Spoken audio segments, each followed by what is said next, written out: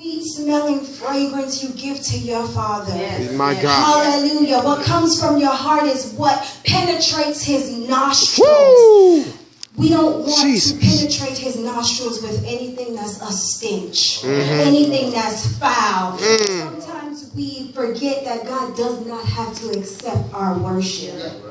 If our heart is not right and we're worshiping, that could be a stench, that could be foul before his nostrils. And we raising our hands, clapping, jumping around, speaking in tongues, and he does not like our worship. Wow. Anytime we worship, we need to make sure that our heart is pure, our hands are clean, and that we're coming into his presence correct, right before him, so that every time we come to worship him, it's accepted. I think of Abel, Cain and Abel, and one of the brothers went to worship God and he rejected his worship. I would never want to hear those words, Alicia, that worship is rejected by me. I didn't like it. It's foul. My God. Wow. When we worship God, make sure we're worshiping him in spirit and in truth, with a pure heart at all times.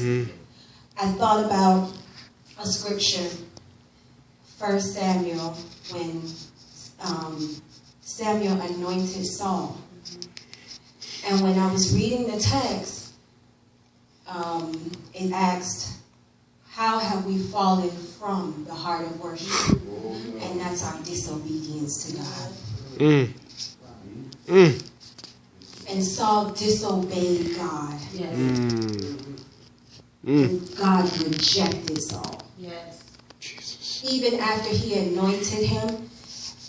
And what I love about God, God repented after. Because he should not have anointed Saul as king, because now he put the children of Israel in a predicament instead of them being out of the hands of the Philistines. How have we fallen back from our worship? Disobedience. My God.